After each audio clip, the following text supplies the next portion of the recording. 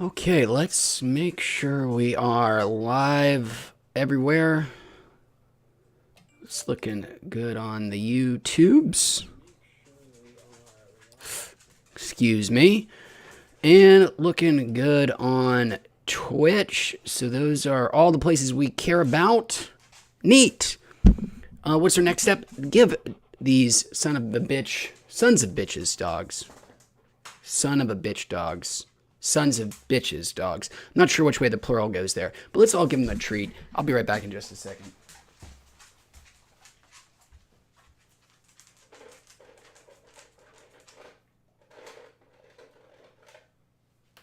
Take it.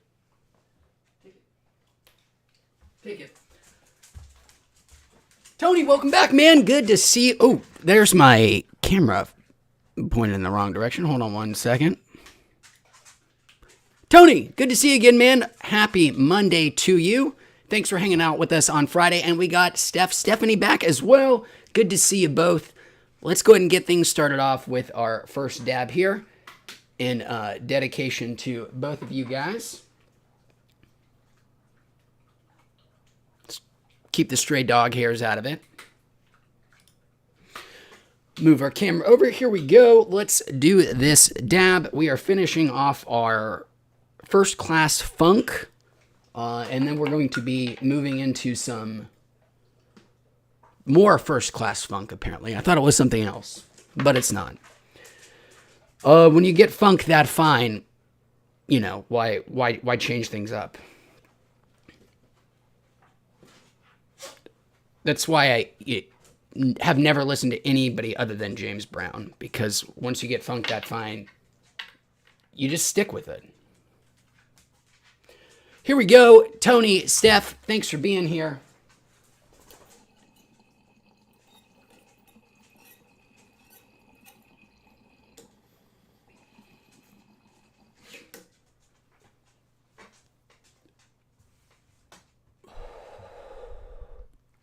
Lovely.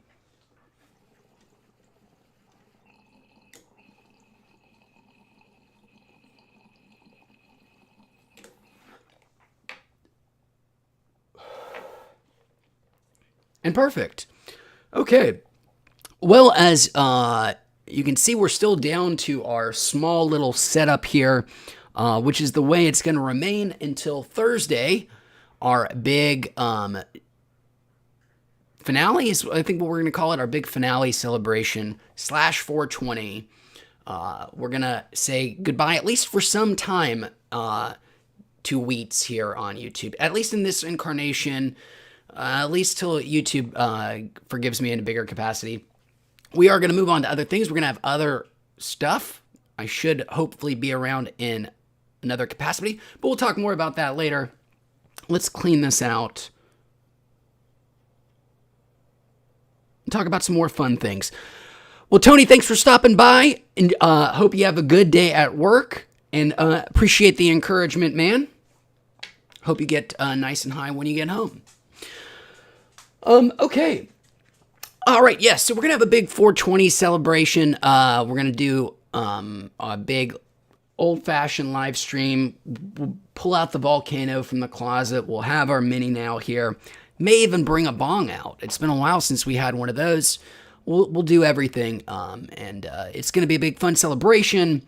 We'll bring in some of our old best guests that we've had here on Weeats, some old co-hosts, some old cameos of some of our best friends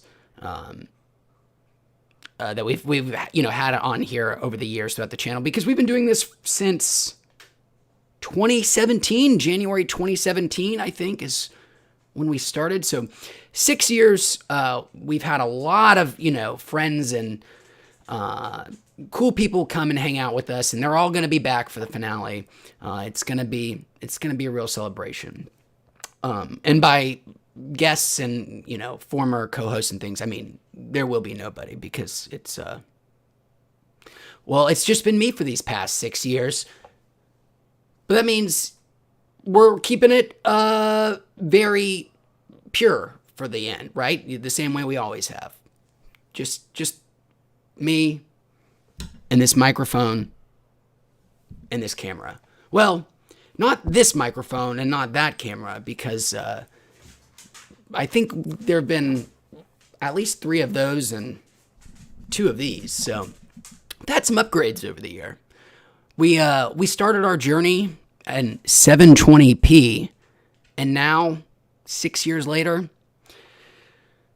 we rocketed right past that 1080p. Now we're in crystal clear 4K, and it's time to say goodbye. Or something. Stephanie says she's puffing right here at work. Very nice, Steph. That's a nice luxury to have.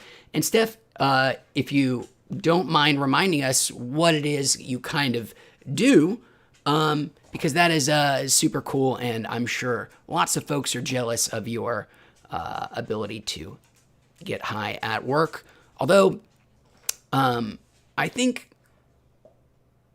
that is I think that's an attitude that is actually going to change to some degree. Obviously, there are some jobs in which you don't want anybody to be intoxicated in any sort of capacity.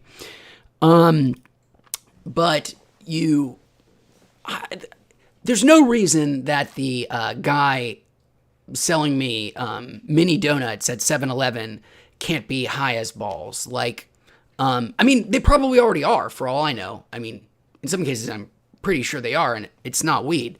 But, like, if your job is miserable and you can do it totally fine being high, I say more power to you.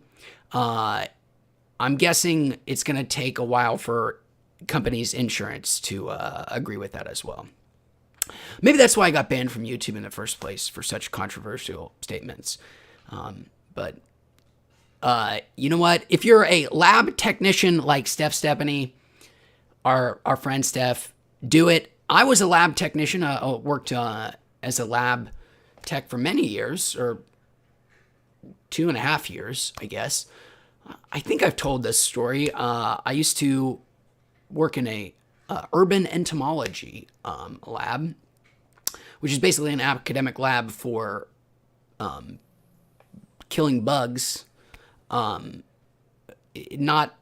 researching how they work, or how to sort of insect preservation, which I assume must be a thing. Nothing so honorable or valorant, simply how to kill them more effectively.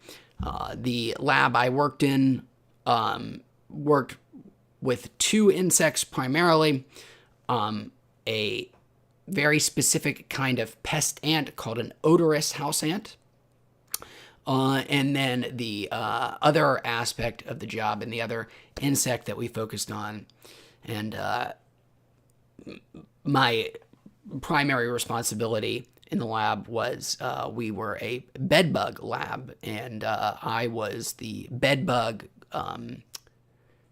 breeder and feeder. I'm the papa. I'm the father. I mean, I don't want to be too grandiose about it. I don't want to puff myself up too much here, but I can say with some confidence and without too much, I don't feel like I'm valorizing myself too much by saying I'm the father to probably hundreds, at least tens of thousands of bedbugs, possibly up. No, there's not 100,000. But I would say that, yeah, that's an order of magnitude too big, but tens of thousands of bedbugs. That feels appropriate and right. So I hope they're all doing okay. Lifespan of a bedbug says that they're all dead, but I hope that their offspring, which would be, if that colony still persists, thousands of generations down the line, I hope those generations still think of me as their father, because I still think of myself as their father. We fed them rabbit's blood. It was it's as gross as it sounds.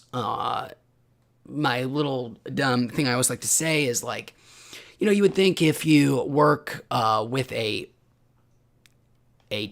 creature intimately for many years, you would develop some kind of affection for it just from,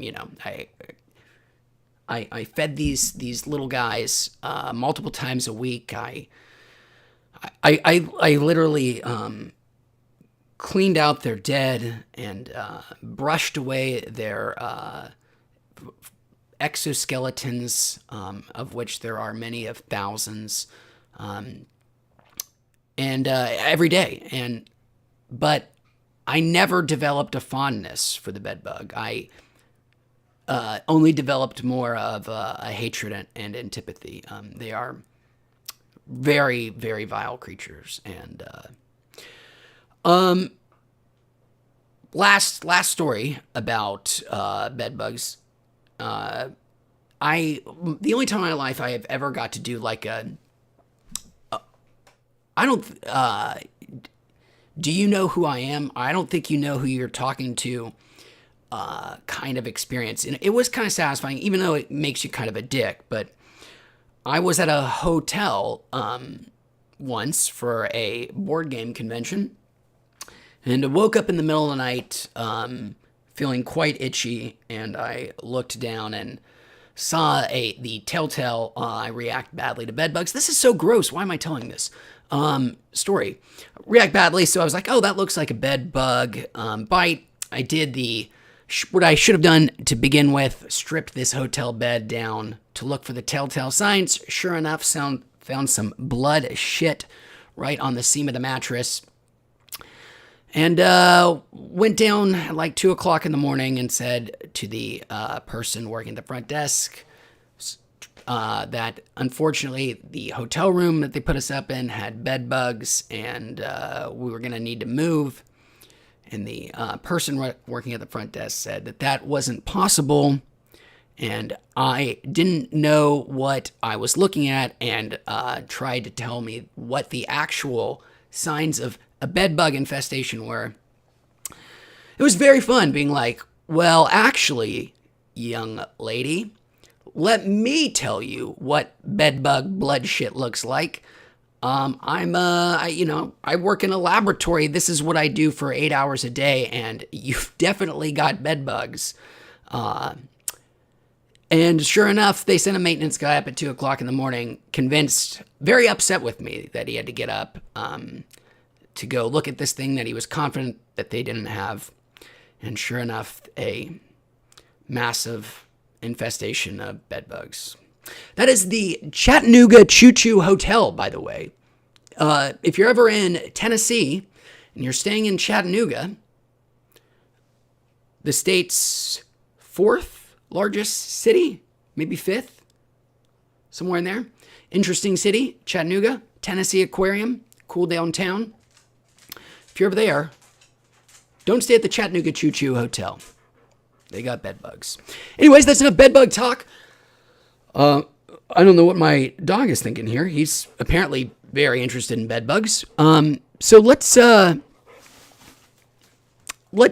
and do ourselves a second smaller dab. And Hitman Radio, welcome Hitman. He says, when I was a kid, I thought they were fake. Boy, did I find out otherwise. LOL. Hitman, that is such a great point, and that you are not the only one, Hitman Radio. There are actual reasons for the fact that you and many others, including me for a while, thought that bed bugs only existed in children's stories in your, what's the idiom? Sleep tight, don't let the bed bugs bite. Bed bugs have actually been a huge plight and pest more or less throughout human history and in more or less all parts of the world. And they have been an internal pest. I mean, they have followed us forever. They are everywhere. But, so, the phrase, sleep tight, don't let the bed bugs bite, held a lot of meaning for many years for people. Now, there are a couple of reasons that bed bugs have existed for so long, but aren't seen as like ticks or fleas in terms of their awful pestilence making. And there's a really interesting and probably actually hugely beneficial thing that bedbugs have that fleas and ticks and other mosquitoes, obviously, other biting pests that feed on humans don't have. And that is, there are really no communicable diseases by bedbugs. Bedbugs don't spread anything themselves. They don't carry diseases from person to person. So there's no malaria. There is no bubonic plague that bedbugs can carry, which is kind of fortunate for them because we would be so much more motivated for total eradication if that were the case. Being a thing that only affects poor people mostly, we can sweep it under the rug. Now, that's only one reason for, oh my God, why am I talking so much about bedbugs? Jesus Christ, I'm so sorry. Reason number two, then I'm done with bedbugs. And the more important reason, I think, that we have all forgotten about bedbugs until recently. And that is because, very simply, we used to blast the ever-loving shit out of them with pesticides that killed them, no problem. And two things have happened. One, we no longer use the really hard stuff that kills them outright. And two, the less hard stuff that we were comfortable using on them in our places, even after we found out basically how bad pesticides are for you, the stuff that isn't so bad that we were still comfortable using, bedbugs in the last 20 years have started to build some amazing resistances against. So you couple all those factors together, and bedbugs have seen an absolute explosion in population growth in the past 2 decades. They nasty. And that's the last fact about bedbugs. We're going to just side past traumatic insemination. But that's a story for another day. All right, so we talked about bedbugs. I promised a dab. I'm really sorry about that, by the way, the bedbugs thing. Maybe I don't need this other dab, but I promised. So let's do it. Really, not having done this in a while makes, as we experienced on our last live stream, it's a lot of weed. All right, here we go. Thanks for being here, Hitman Radio. Dab number 2, and then we're gonna slow it way down.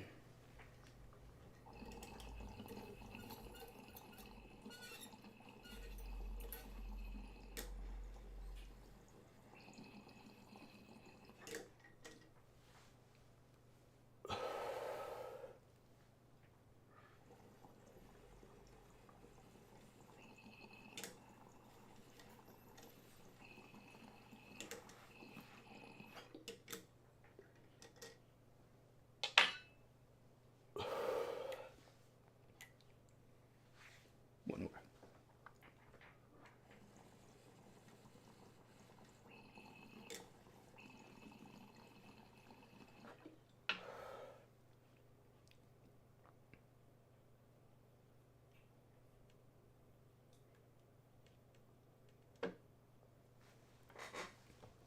Neat.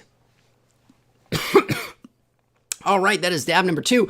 Looks like we've got Arcane back with us again. He says, currently smoking a 95% wedding cake cart with some very heavy hits. Well, that sounds great, Arcane. What brand are you enjoying right now with that 95% THC and wedding cake? Again, not a big strain guy, but I thought I had wedding cake right here, but it's orange cookies as my next pen. All right. So other business. Since we've last been hanging out, what cool things have happened for me personally? According to the sales figures, not many others, unfortunately, but definitely me and a couple 100,000 others got lucky enough to get themselves some brand new VR experience with the PSVR 2. And I've been wanting to talk about it. Love me some VR. If you have been with us for a long time, you know I talk about VR all the time. I'm one of those weirdos who is still a true believer and does think at some point it really will catch on like it's been promised every year since 2016. Because it's incredible, VR generally, and the PSVR 2 specifically. It is very, very light on stuff to actually do inside of that headset right now. For example, it doesn't even have Beat Saber yet. Really, VR and Beat Saber are synonymous at this point. Like, VR is to... Beat Saber is to VR as, you know, Mario is to platforming games. They are nearly ubiquitous. I have walked by many a VR arcade where people are playing Beat Saber, or I think they even have like standalone, if you go to like a Dave and Buster's or something, they'll often have one headset in there, and it will be like a Beat Saber arcade edition. So it doesn't have that. But what it does have is one big giant exclusive. Sony is taking their big old Horizon franchise, the robot dinosaur one, and giving it a VR treatment. And that game is pretty okay. It's not great. It was okay. It was not the thing that you should buy a PSVR 2 for. Pronounced that pretty weird. Don't buy a PlayStation VR 2 for Horizon Call of the Mountain, I think that's what it's called. It's a kind of, at this point I would say, retro VR experience, which is a weird way to describe a thing that's only really existed in the form we know it is for the past 6 years. But big arenas where you're fighting one sort of thing at a time, but your movement restricted. And then it is stitched between those with some admittedly incredibly impressive looking, especially as the game goes on, climbing sections where you are doing like rock climbing, very reminiscent of another VR game called The Climb. Neither of those things are novel, and neither of them are really the best of either version, but it does look really great. Fighting if you've played the game it is based off, or the series it comes from, Horizon Zero Dawn, or Horizon, whatever the sequel is, you're a person, little dude, little lady, Aloy, and you're using very primitive weapons to fight very advanced looking monsters, which are literally robot dinosaurs, which cool, right? I mean, robot dinosaurs, amazing. And a thing I'm going to be coming back to many times is you don't really get the sense of scale that is ever going to truly impart on you the drastic differences in size between your little human and a 30-foot tall robot T-Rex with missile launchers on its back. It looks cool in 2D pancake games, but it looks utterly ridiculous when you see that thing up close through a headset in 3 dimensions where you are having to physically look up at it. The sense of scale of it is very impressive, but other than that, nothing about that game screams go buy a PlayStation VR 2. It is not bad by any stretch. I absolutely liked my 5-6 hours it took, but nothing that either says VR is the going to be the thing that you're going to want to show all your friends to, nor the thing that's going to justify another headset in your house. Their premier game is not that. Fortunately, they have 2 free add-ons for games that have been out for quite a while now that absolutely are the things that Horizon are not. And those are truly, I mean, I hate using the phrase, overusing the phrase, but I mean, there were moments where my jaw went, like, just dropped because things look so much better than they did before, and generationally improved in terms of what you are seeing in this headset. And those games, and also surprising because I'm not a super fan of either of these genres. One is Gran Turismo 7, and the other is Resident Evil 8 Village. Gran Turismo 7 is the game that I heard people gushing about that made me decide to try the PSVR 2 after being a little cautious. It is nuts. It is absolutely mind-blowing. There is, my partner, when we play some multiplayer games together, I like to tease her on occasion because she gets so into it, her palms sweat. Like, she's gets the super sweaty palms, like, has to wipe them off in between a match of Smash Brothers or a race in Mario Kart. And me, it's like the Sahara up in here. These palms are drier than talcum powder. That absorbs. My palms are desiccants. They will remove moisture.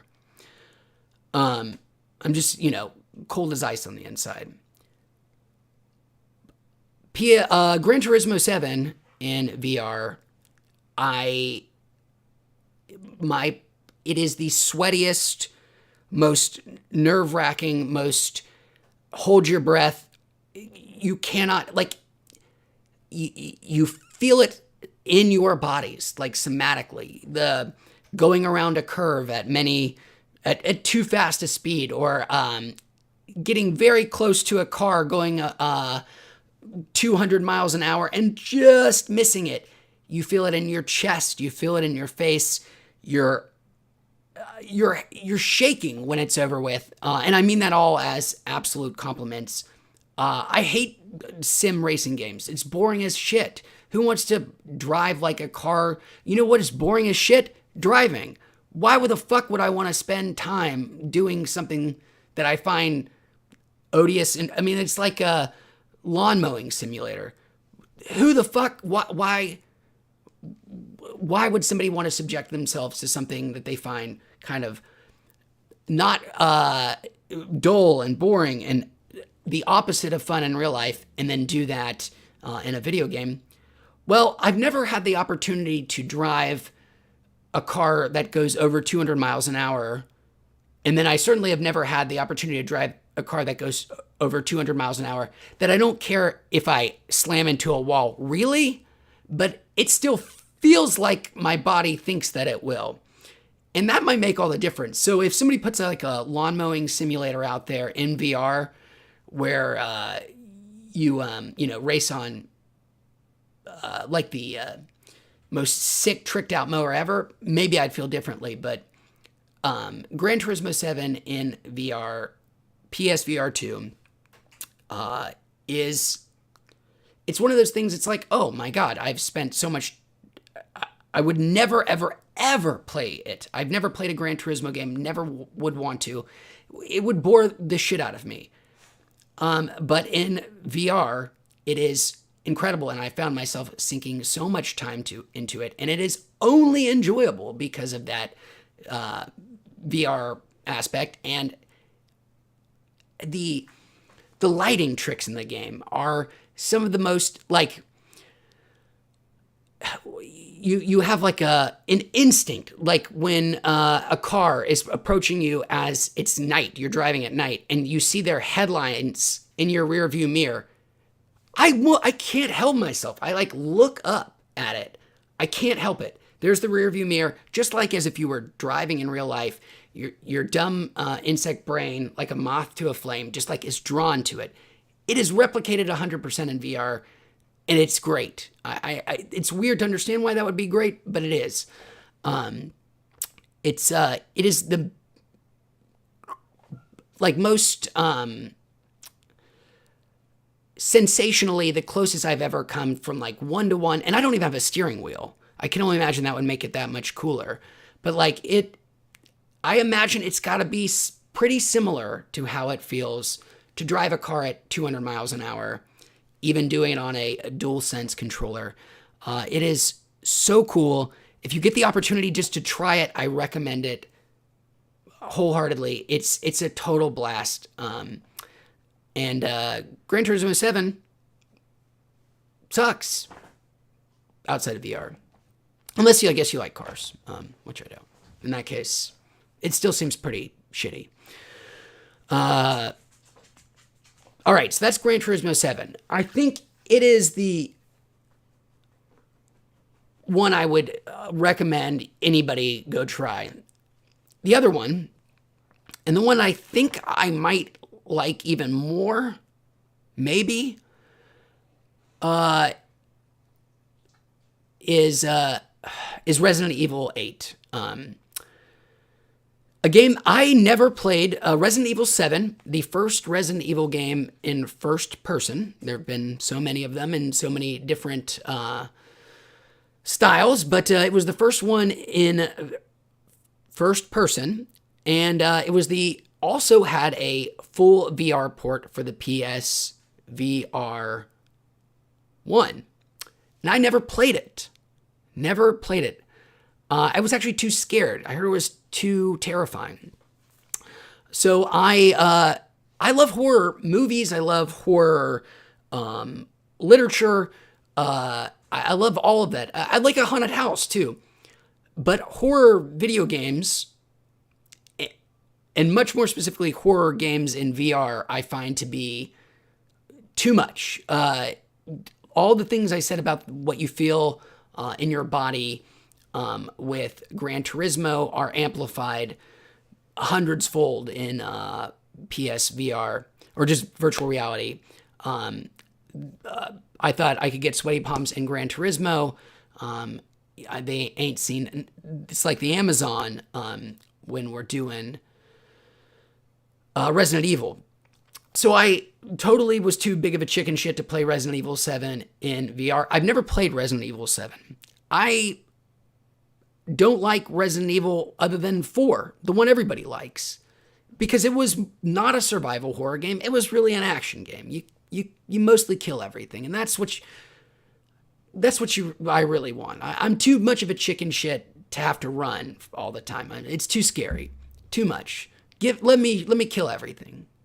That's my kind of horror. Resident Evil 4, loved it.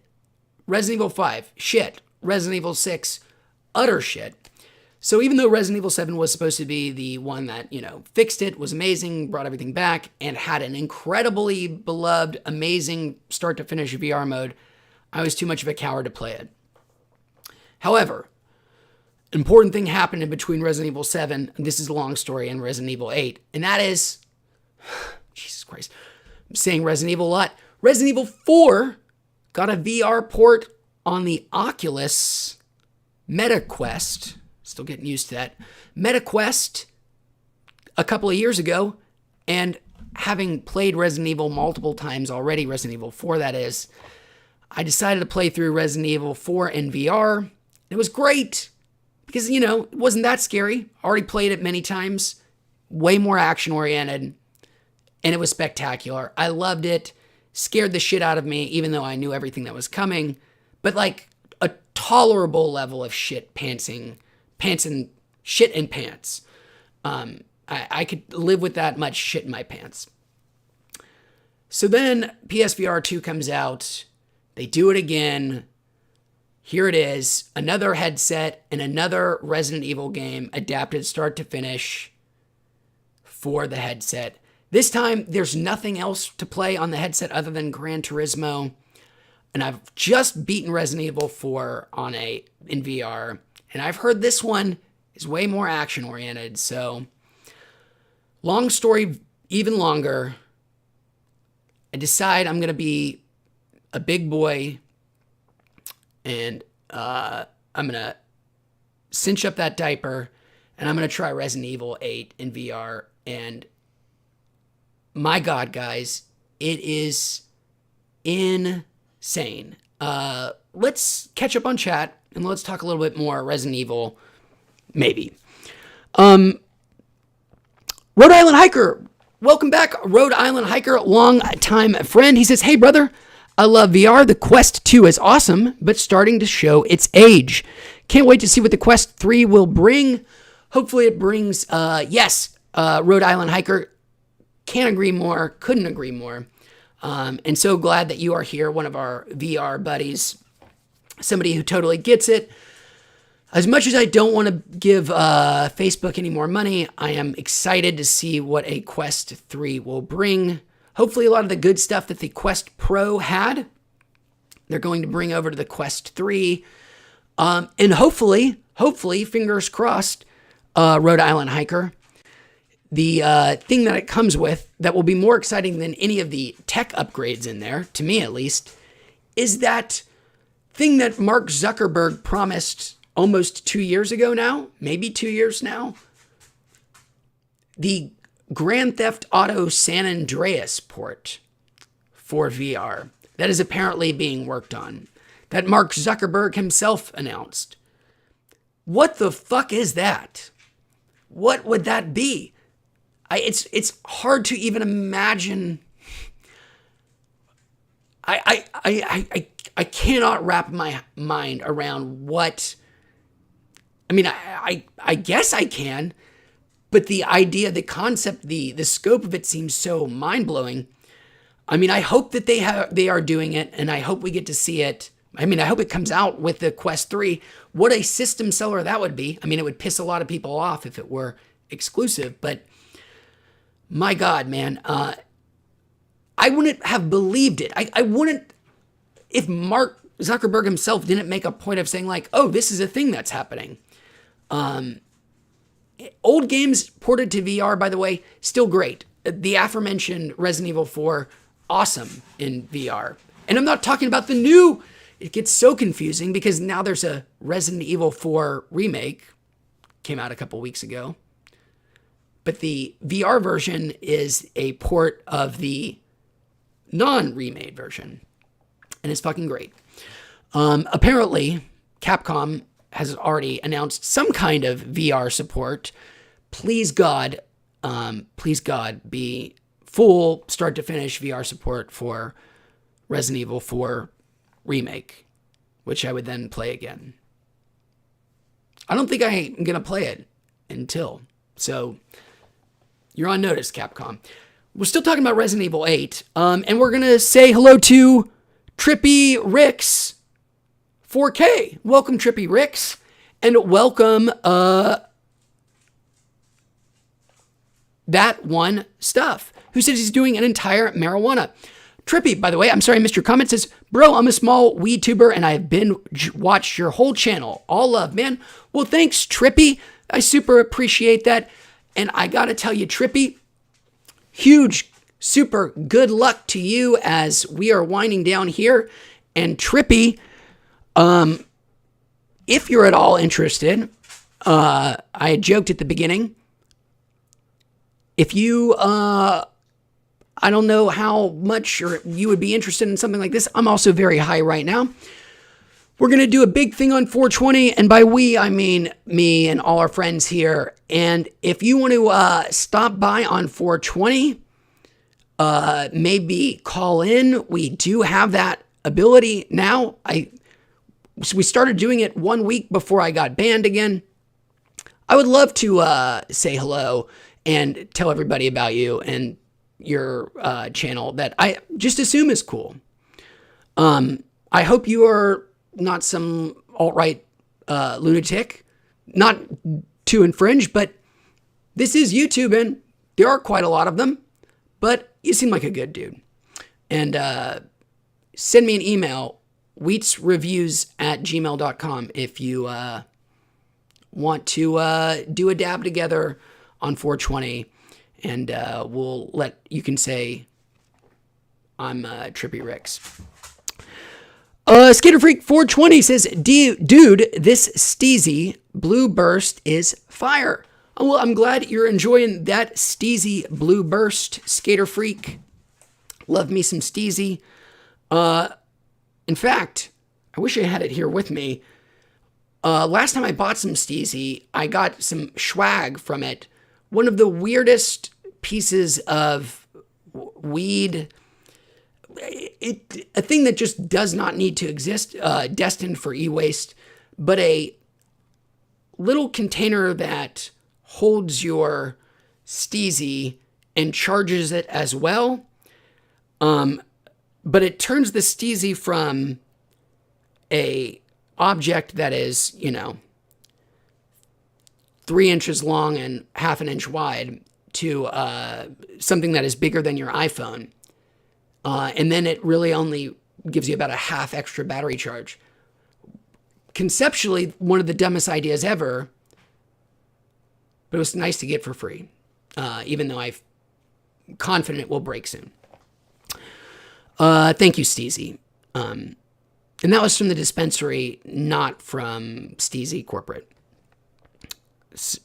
That's for you, YouTube. I promise you, not taking money.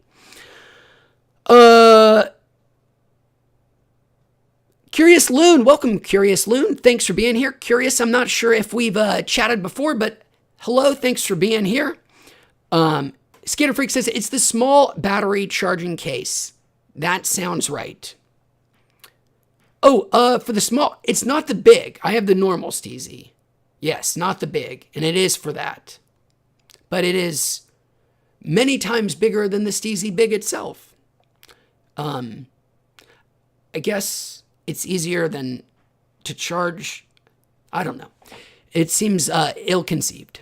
But I do love Steezy, even with their ill-conceived battery packs.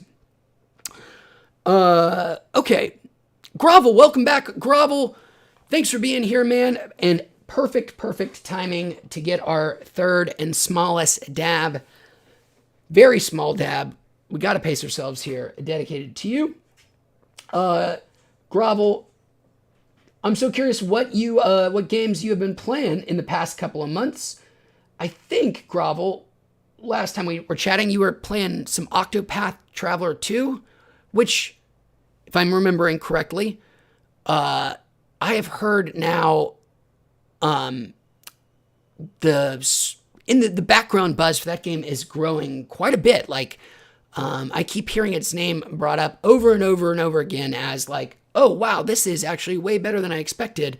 And I may have to dig in at some point. I really did like the first one a lot.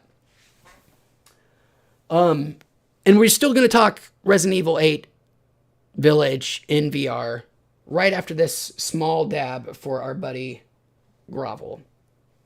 Little smaller. There we go. Oh, wait.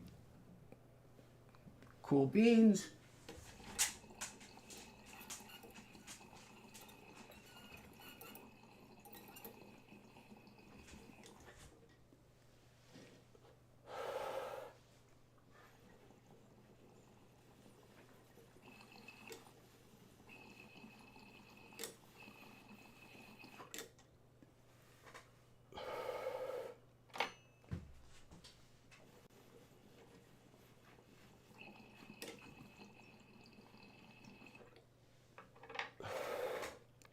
Okay. Resident Evil 8 Village. Couple of caveats first. Haven't beaten it yet. I think I'm at the very end. Not trying to give away any spoilers, but there's the game is structured around collecting a certain number of things, and I've at the doorstep of the final one of those, basically. So I think I am very, very close. That's caveat number one. So things may change based on that. I doubt it. I mean, I assume the ending is going to be bonkers, weird, not going to make any sense, and be objectively fucking stupid, and I'm going to love it anyways. But So that I just want to make clear. Still haven't beaten it. Very probably by the end of the week for sure, if I get the courage. And then the other thing is, unlike a lot of the criticism, I kind of have, which is for the original release, the Pancake 2D version of Resident Evil 8 was hugely adored when it came out. I don't know what, I didn't read the reviews other than just the headlines. I don't know if these issues were addressed. I think the game actually has major problems. It annoys the shit out of me frequently. I mean, some of these are inherent to survival horror as a concept, but it just has these irritating design decisions that I just find frustrating and annoying. And even some of the VR implementation is, it is designed intentionally to replicate actions you would do in real life, and also to be kind of anxiety inducing, as reloading a rocket launcher would actually be when hordes of werewolves are bearing down upon you. But it can't, sometimes it's actually truly clumsy and not just designed to be clumsy. But there are these really dumb things where you're just sometimes not sure in this game, where you're intensely resource limited, whether expending any of your resources are actually doing anything or not, which is a deeply frustrating feeling. You're oftentimes encountered by things that you're not quite sure whether you're capable of overcoming, or whether or not you should just flee. So you may or may not spend all of your precious shotgun ammo blasting a woman composed of bees over and over and over again, only to find out that, well, you really had to go into the next room to shoot open the curtains to blast her with light before you could then shoot her with the shotgun shells, so that when she decomposed into bees, she wouldn't recompile into a kind of hot demon lady again. Shame on me, I guess. But that happens over and over and again. And those are all criticisms. Doesn't matter. The game is outside. I mean, those are very legitimate criticisms, and I would have found them maybe too annoying to have even continued if I had been playing in the standard 2D version. But the sense that they will use the term, they use the industry, presence. The sense of presence in Resident Evil 8 Village in VR is unlike anything I have ever experienced in any. I've tried all the VR. I'm a VR guy. I've done it all. There is nothing like the clarity of the image that you are seeing, the unbelievable texture work that Capcom has done in these environments, and the game's design lends itself to VR so well. It is actually one of the smallest games I've ever seen in terms of like blueprint. The actual like area that you traverse in the game is tiny, but it is one of these almost Metroidvania. It's labyrinthian. You're going back on the same areas over and over and over again, but making new shortcuts, new connections, finding new ways of. It's like a hub and spoke. You're always coming back to this big hub and going off to these little spokes, but it is tiny. There's not a lot to it, but it is so densely packed from second to second, footstep to footstep, that it can take 2 hours to move half a mile in the game's map. Not that it is broken up that way, but that super small scale means that everything is not just reuse assets and textures. Everything is custom, looks unique, looks like it was an artist sitting there drawing this dead, flayed body custom over and over again, because there are only like 20 of them in this whole game. Each one feels disgusting and gory and vile on their own. Like you want to stop and look at all of them and barf over each individual one. And they do a great job of all of these little locations feeling very different, even though the game is very close together and densely packed. So you're seeing all this amazing stuff, from incredible outdoor vistas to the most disgusting Resident Evil, vile, putrid creations that they've ever done. And this is a game that is, famous for upping the ante in disgusting enemy design.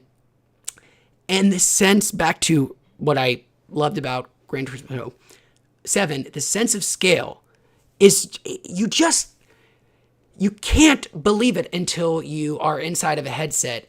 The game's kind of mascot person is a big 9-foot tall demon lady, very busty demon lady. I think that's why the internet loved her. And she's like 9 feet tall. It's got razor blade hands. It is the scariest thing I have done in my entire life, to be chased by a person that is 3.5 feet taller than I am. And the detail on that model, and the face, which has this very subtle rumble in these environments, these claustrophobic, tight, but incredibly detailed environments. I mean, I am very surprised my Apple Watch heart race alarm never went off. I can't do it for more than 30 minutes at a time. It is too fucking much. It is terrifying beyond belief. But it is also just I mean, it is a game. I've looked up how long to beat.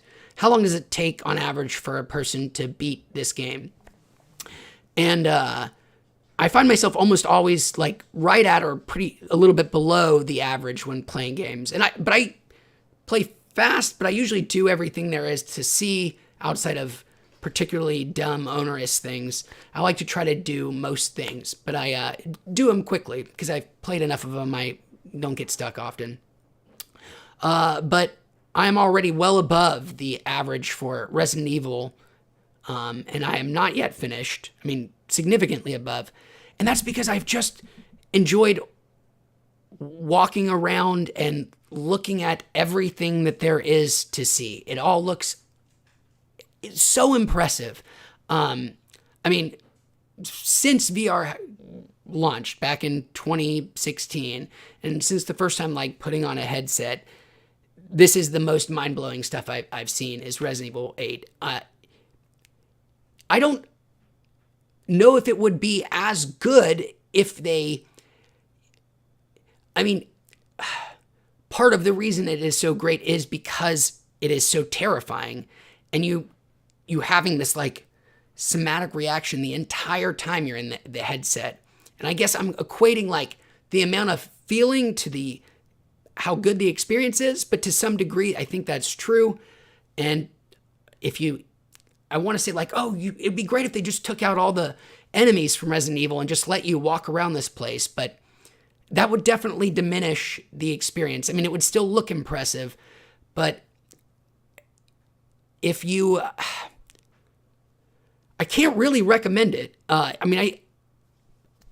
I've watched every scary movie. I've read every scary novel. I mean, I'm just at the very end of the Dead Space remake. I've played a lot of horror games, but this is really and truly the scariest thing I've ever done. It is flat out terrifying, and I cannot recommend it more. It and Gran Turismo are super surprisingly, unexpectedly reason to, if you like VR, I'm not going to say if you've tried VR and it's not for you, which is a very valid reaction, I don't think these things are going to change your experience or perception necessarily. But if you are a fan of VR, those two alone are worth it. Sony, this is the least novel, least interesting thing anybody's ever said. But let me just be yet another voice in the chorus. Sony, please God, please Sony, you're already doing it with many of your old last gen great games. Give us PC drivers for the PSVR 2. Let us use, I know there are many reasons, legitimate business reasons why you would be wary of such a thing, but let us use your great headset with its eye tracking and fan built in to keep it from getting fogged up, and better ergonomics, but not as good as PSVR 1 ergonomics still, design on the PC. Most people don't want to buy I don't even own the Valve one, their own, not the, I still have my Vive. What is theirs called? Doesn't matter. And nobody wants an HTC thing. Sony, give us PSVR 2 on the PC. Well, thank you. I'll buy Spider-Man Miles Morales on the PC. We'll call it square. I'll even buy, if you Sony, Mr. PlayStation, and Dr. Sony, I think those are their names. If you're out there, if you're listening, which I assume you must be, if you give us drivers for the PSVR 2 on the PC, I will buy Sackboy's Adventures on the PC. Ball is in your court. Okay,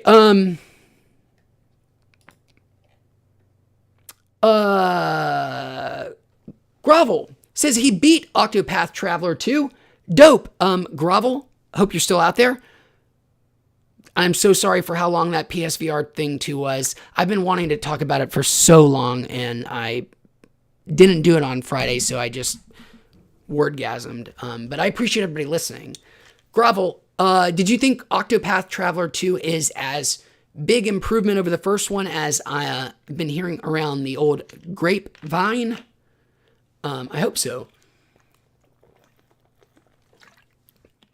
Grovel said that he is currently playing Ghostwire Tokyo right now, which is one of those confusingly released games that is actually owned by Microsoft, but was a PlayStation exclusive thanks to weird studio windows of buying things in previous exclusivity deals.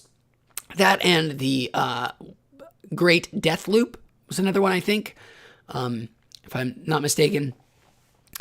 I've heard mixed things about Ghostwire Tokyo, but I'm guessing it just came out on Game Pass, I think, right?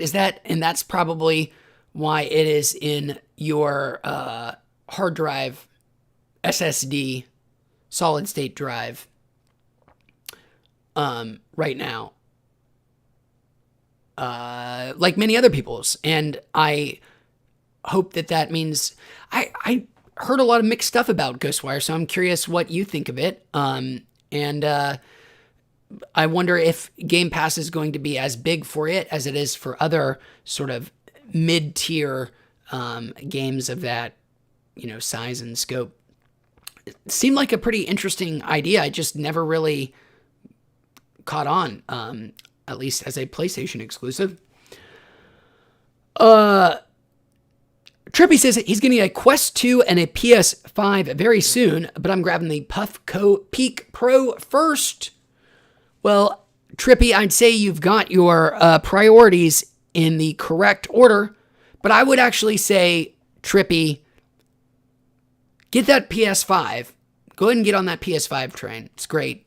It's, I think we're finally about to actually get PlayStation 5 games. I'm sorry I'm talking so much about video games instead of these cross-gen things soon. But hold off on that Quest 2, my friend, because Trippy, I'm going to guess by September of this year, what everybody assumes will be vastly improved Quest 3 will be coming out, because it will have been 3 years since its last upgrade at that point. And not to at all say anything nice about Meta / Facebook, but I mean, I think they realized it because they raised the price. The Quest 2 was such a gigantic, titanic, monumental leap over the Quest 1 that it did have some time to coast. Like the Quest 2, when it came out, was one of the most sort of holy shit, crazily priced. Boy, this company has a lot of capital to fling around objects ever. The Quest 2, when it launched, I think the base model at $300, will probably go down in history as one of the best values in tech history. At least I think so. They were losing so much fucking money on everyone. A telltale sign was it leaked after a while that for some time, the Quest 2, you could buy it without a Facebook license. You could buy one with and actually stripped out without having to like have a Facebook account tied to it for like educational purposes or for programming purposes. But that model it was the same exact thing, but you didn't have to have a Meta account. And it was like $700, like over double the cost, which really kind of clued you in on why it was so cheap. And I think Facebook also recognized that after almost 2 years, or a year, I can't remember how long it was into its life cycle, they raised the price by $100.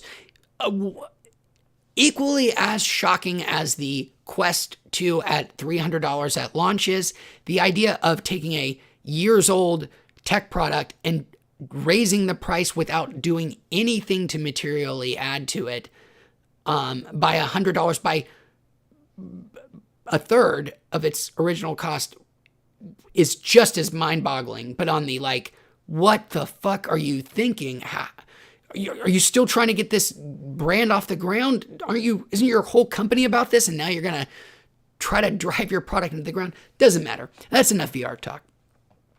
That Quest 3, though, should be out this year, and it should be a huge, massive, insane upgrade. And you maybe want to wait for that. Especially if Quest 2s are still really $400. What the shit, Facebook? We love you, Mark Zuckerberg.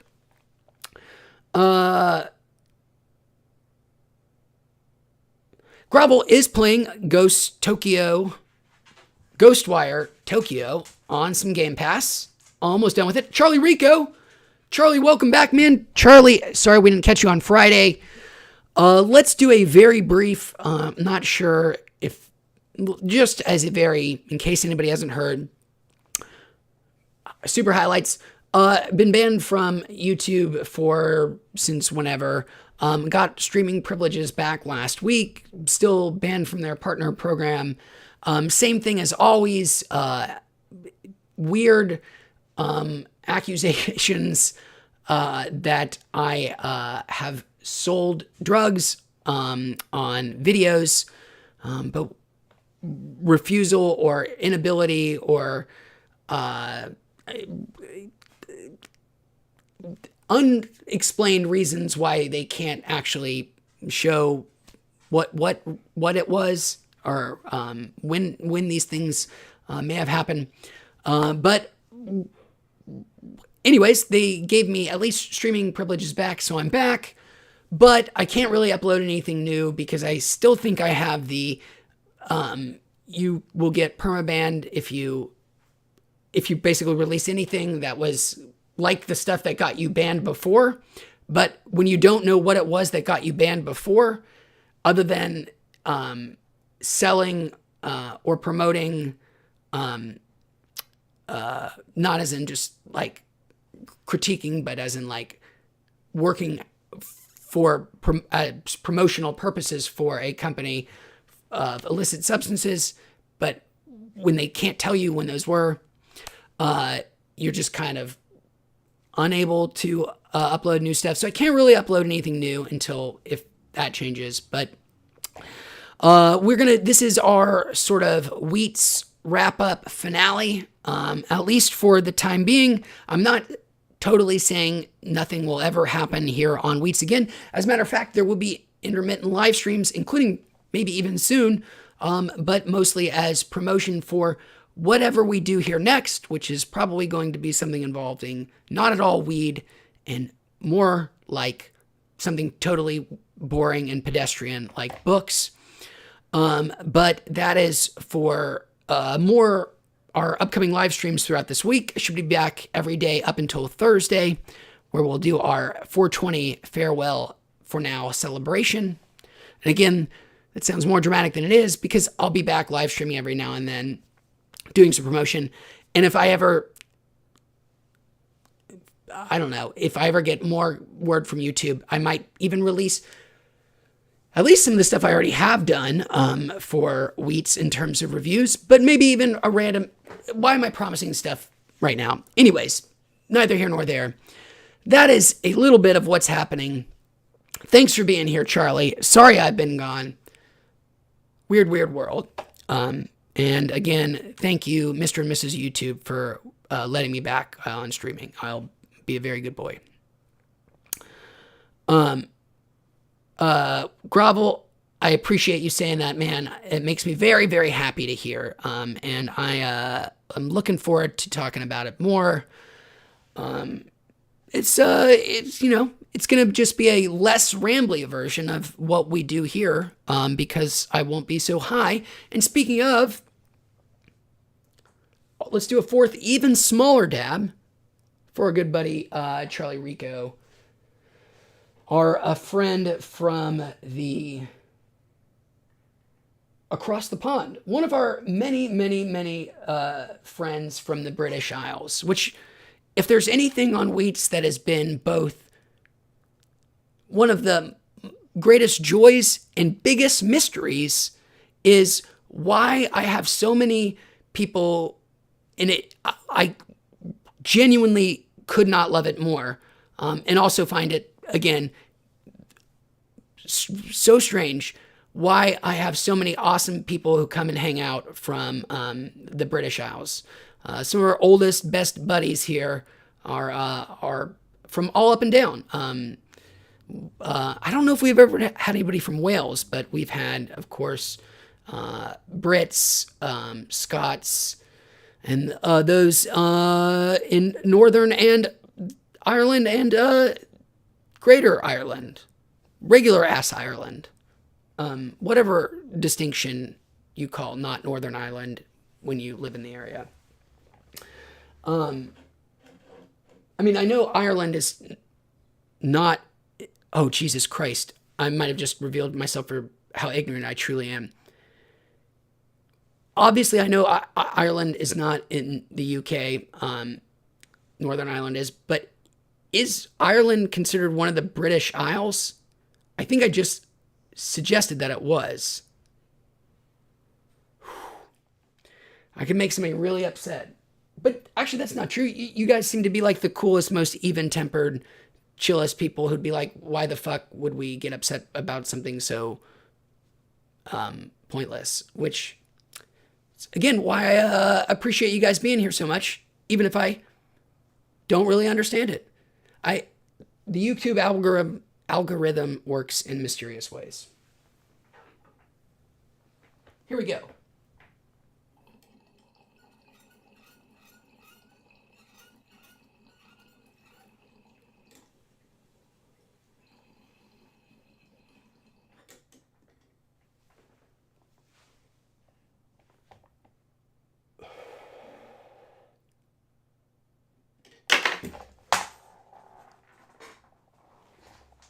I stabbed myself.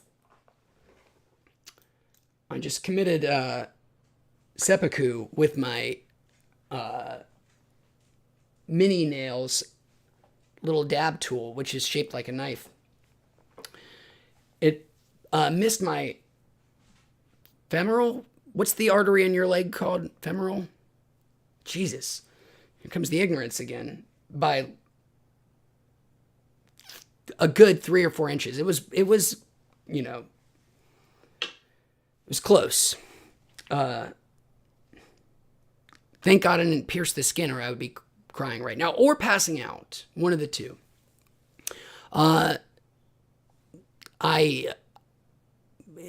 While we're here at our, farewell week, we've talked about past careers, my job as a bedbug sexer. I think this is my, if I ever have to come up with a cool little story, icebreakers, the bullshit that everybody hates doing, but people make you do it, uncomfortable things all the time, like you're,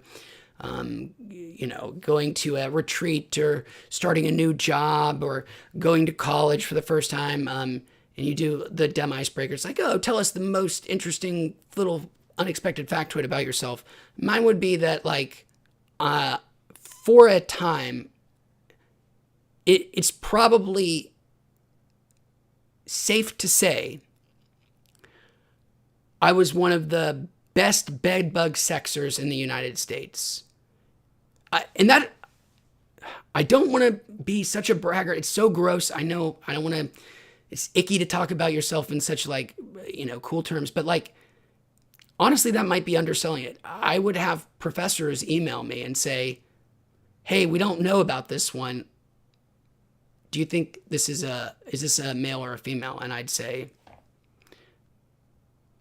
that's a female. Or, that's a male. Or, I can't tell either.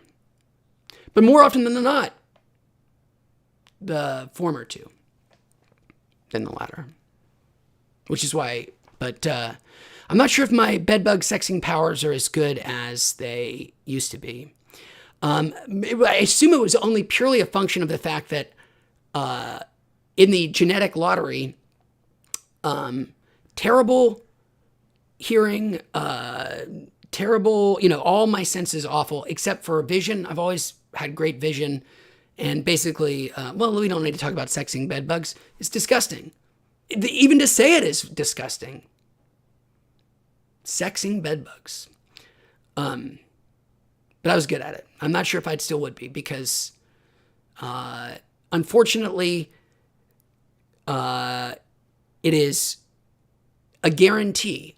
Your eyesight will diminish as a function of your age.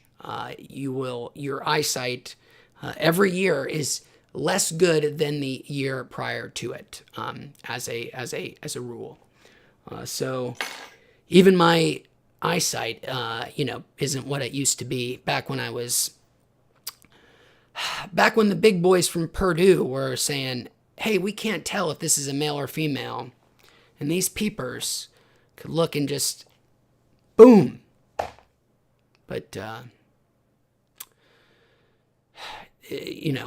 my eyesight's not what it used to be, so my backup career as a bedbug sexer may be in jeopardy. 13 says, I missed your reviews, man. I'm thinking of starting my own marijuana review channel at 13. Please. Oh my God, 13. I would love it. And for people to pick it up, do pick up the mantle, take up the torch, make more weed reviews, honestly, I think the only thing we ever came upon here as a good idea, and I still endorse it as the way to do it, is before and afters. Not that I've watched, I'm not a big YouTube, I don't really watch a lot of other weed content, to be honest, but before I started it, when I was looking for stuff, it was mostly people just eating things and saying how they tasted, and it's like, well, that is not helpful. Does it actually do anything? I don't really care how it tastes. So that was our one gimmick, and I hope more people, if they get into the game, and with carts, again, I hope people do, when I started to do cart reviews after Edible Game changed, it seemed like most people just did the cart, opened the thing up and tried it and said how it was, but I knew in my experience that the things were very finicky and prone to breaking. So the idea of, trying it at the beginning and then reviewing it totally once you have done the whole thing, once the card is complete. That was our idea. I hope people run with those. I mean, and I sincerely, truly hope that YouTube doesn't hassle you guys. Who knows? But 13, I would love to offer the same thing I offered our new friend Trippy Ricks here, which is if you have something or know what you want to do, have a name or whatever, and maybe it would just be fun for our big 420 celebration. If you want to come and say like, oh, I'm going to start a new YouTube channel. This is where I'm going to be. This is what I'm going to do. Or if you already have something, I would love to showcase you. Let people know what you're working on. Let them know there are other people out there. They're still going to be making this stuff. So email me if you would. If you are interested, no pressure if you're not. Just want to throw it out there. weeatsreviews@gmail.com. If you are interested, I would be happy on trying to set something up. Okay. Trippy says, when will you have another video up? Well, I'm not going to have any reviews up anytime soon. Possibly never. I mean, that sounds more dramatic than I want it to be. I just don't know if I will get banned for anything like that or not, still from YouTube. Permanently banned, that is. Not just losing partner privileges and streaming stuff, but like getting my channel nuked is a very real possibility if I upload anything that is reminiscent of the stuff that I got banned for, but they won't tell me what it is that I got banned for other than apparently I have sold or promoted drugs, but they cannot tell me when or where. Sorry again for reiterating. So unfortunately, because the reviews that I have done are exactly the same as all of my old ones, it means that they are very possibly the exact stuff that I got banned for already. So until I have better word from them, I'm just, because I don't want this channel to get nuked. I don't want it to actually go away. I said this last time. It's good to reiterate here. Sorry, my voice is going. It's been a long time since these live streams. But yes, I don't want this channel to get permanently banned because I would love for people to still hopefully find if some of these products still exist. Many of them are still on shelves, daisies, plug plays, fruit bars, a bunch of the stuff still you can still buy. So the reviews may still help people. And because in a more vain, selfish way, I'm not going away forever. I am planning on starting up something not weed related at all here on YouTube, and I will grossly use this channel to promote that, I'm sure. So I'll probably have some more live streams coming up in the near future to talk about stuff, and I may even have an actual video, but I will just have to be careful about what it is. Well, thank you, Retox44 Ambient and ASMR. That is super kind of you to say. Appreciate it. And I know, Retox, that my problems are, there's certainly even worse examples of YouTube's monopolistic abuses in this space, but it still sucks. But okay, I'm gonna go grab something to drink. I will be back in just one moment, guys. I'm gonna hit the mute button. See you in just a sec.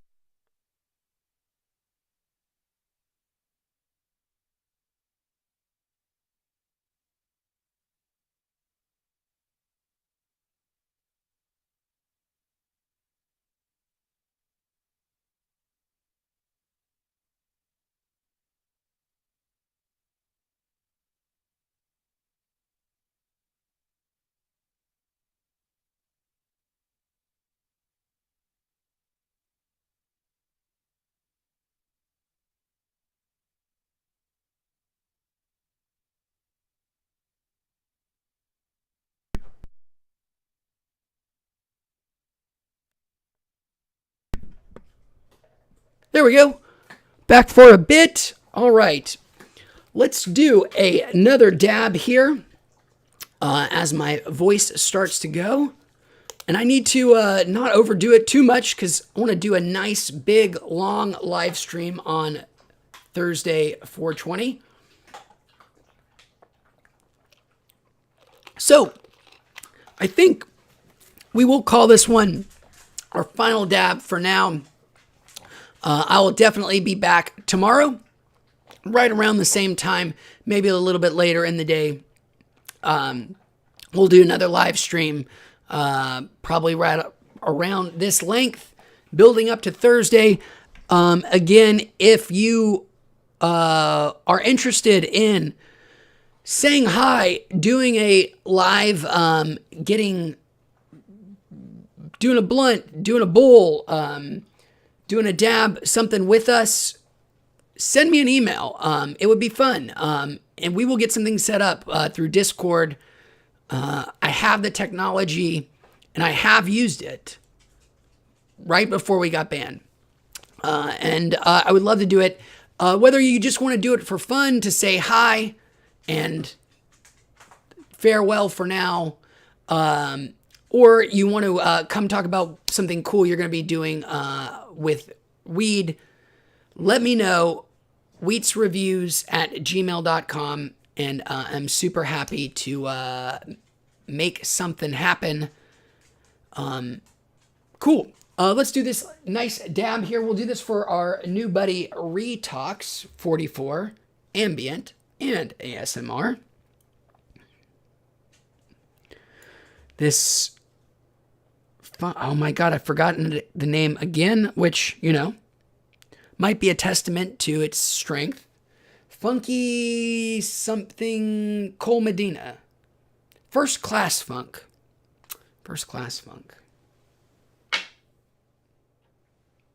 I was close. Not really. All right. Retox. This one is for you, my friend. Thanks for being here. Here we go.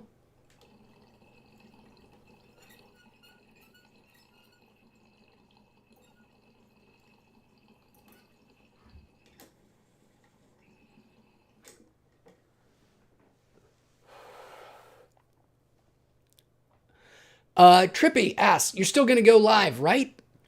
Yes, I will be. Well, if you mean what I think you mean, I will definitely be going live every day this week, right around the same time, other than Friday, up till Thursday. And on Thursday, we'll do a big 420.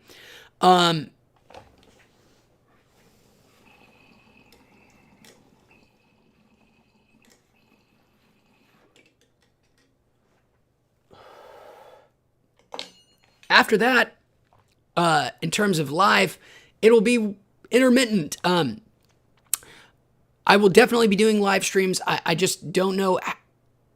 Honestly, I don't even know. I'm sorry I keep coming back to the YouTube ban stuff, but it's ever present. It's very possible actually this dies before. I don't know why I can stream again, to be honest. There's no additional verbiage about why you get certain things and why you can't. And I don't know if it seems like whatever they found objectionable was from the uploaded stuff, not so much the live streaming stuff. But that's just based on the very vague emails that I was ever able to get in correspondence with somebody about. So it's possible that they ban the channel again because whatever drug selling I'm doing is present on these live streams, I guess.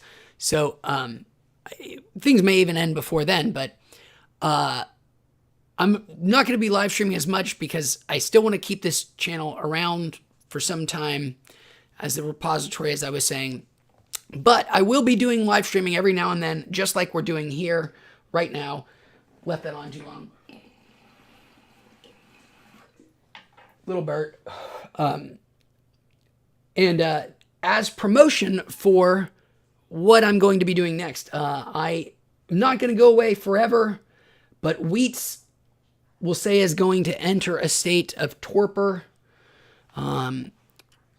not so much hibernation, but a longer or shorter, more intense nap. Where I'll come back every now and then, do live streams, mostly just to promote stuff for what I'm going to be doing next, which will not be weed related in any way, really. Which I know is very different. And I'm sorry, that is to go over that again, a broken record here, but good to get it out while I can. And again, sorry to make myself seem like a big old victim and telling this sob story, but I know people are going to ask, and it's a confusing situation for everybody on all sides, so good to be clear about it. Trippy, I will occasionally be streaming after 420, but not in any real, at least for the immediate future, in any real reliable way. I'll come back. Maybe we'll get some kind of schedule out, but I will keep in touch as I get these things figured out before Thursday, and we'll talk more about where I'll be, where you can find me, and I will be. I mean, it's good to use dramatic language to draw people in and make them understand. But like, of course, I'll be back probably sooner than you even think to again remind people where I am if they're interested in listening about books and live streaming about book discussions and not so much getting high, as much as I may still be high in the background, but I won't be so clearly obliterated. Oh, girl. You got it, girl. She's getting old. Can't even get on the futon bought for her. And it wounds her pride more than anything when she misses the jump up. She just says no. She just goes to the dog bed. It's she's a little embarrassed, I think. But that's it. Okay. Those are our plans for our near future. I will be back tomorrow. Boy, that last dab, straight over the line. Happy to have done it, though. Just like old times. YouTube, please wait until at least Thursday if you're going to do anything. I think I'm okay.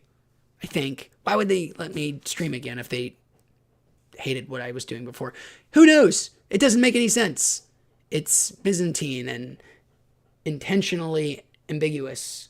Strategically ambiguous is the term.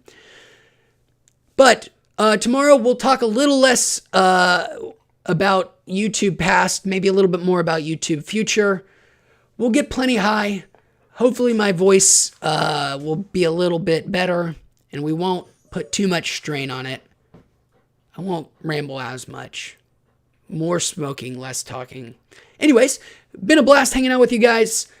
Looking forward to seeing you back here tomorrow and every day up until Thursday, of which there are not that many more. Thanks for hanging out. Thanks for getting high.